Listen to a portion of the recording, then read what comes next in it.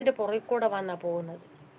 ആ, അമ്പലമൊക്കെ എനിക്കറിയാം. ഹരിപ്പാട് അമ്പലം കാവടിയുള്ള ഞങ്ങളുടെ എവിടെയും കാവടിക്ക് മാലയിട്ടിരിക്കുക. 41 ദിവസത്തെ അതികഠിനമായ വ്രതം. ഏതെങ്കിലും അമ്പലത്തിലുണ്ടോ എന്ന് അറിയത്തില്ല ഇവിടുത്തെ പോലത്തെ ഒരു വ്രതം. എൻ്റെ കുഞ്ഞുങ്ങളെ ജീവന് കൊതിയുണ്ടെങ്കിൽ ചെറിയനാട്ട് അമ്പലത്തിലെ കാവടി എടുക്കണ്ടേ. 41 ദിവസം എന്ന് പറഞ്ഞ വെളുപ്പിനെ 5 മണിക്ക് എഴുന്നേറ്റ് കുളിച്ച് സ്വാമിമാർ അമ്പലത്തിൽ പോണതിന് മുമ്പ് വീടെല്ലാം ശുദ്ധിയാക്കണം. നമ്മൾ തൂത്ത് തുടച്ച് വിളക്ക് കുളിച്ച് വന്ന് അകത്ത് കയറി വിളക്ക് കത്തിക്കണം. കക്കൂസി പോയാൽ കുളിക്കണം. പോയാൽ മുഴുവൻ തുണി മുക്കി കുളിക്കണം. ബാത്റൂമിൽ അല്ലാതെ പോയാൽ കയ്യും കാലും കഴുകണം. പിന്നെ ഒരുപാട് കാര്യങ്ങൾ ഇവിടെയും മക്കൾ മാല. എൻ്റെ മോൻ കഴിഞ്ഞ വർഷവും കഴിഞ്ഞിട്ട് അങ്ങേ വർഷവും കാവടിക്കുണ്ടായിരുന്നു.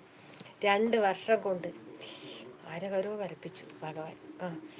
വ്രതം തെറ്റിയാൽ ഇവിടുത്തെ കാവടി എന്ന് പറഞ്ഞാൽ നമ്മുടെ മറ്റുള്ള അമ്പലത്തിലെ പോലെ ഇവിടുത്തെ കാവടി എന്ന് പറഞ്ഞാൽ പാൽ കാവടിക്ക് ഇന്ന് രാവിലെ 10 മണിക്ക് കറക്കുന്ന പാല് പിറ്റേ ദിവസം 12 മണിക്ക് ആ പാല് അഭിഷേകം ചെയ്യാൻ ആടി വരുന്നത്. അതുവരെ ആ പാല് പിരിയത്തില്ല. കാവടി വ്രതം തെറ്റിച്ചാൽ പണിയും കിട്ടിയിരിക്കും. വ്രതം തെറ്റിച്ചില്ലെങ്കിൽ ആ പാല് തിളച്ച് പൊങ്ങി പൊങ്ങി പൊങ്ങി വരും.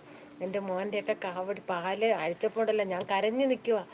വ്രതത്തിന് എന്തെങ്കിലും കുഴപ്പം വന്നാൽ ഒന്നും പറ്റിയില്ല. അയ്യോ, ആ മൊന്ത കണ്ണരിങ്ങനെ തിളച്ച് തുളുമ്പി തുളുമ്പി തുളുമ്പി വന്നു.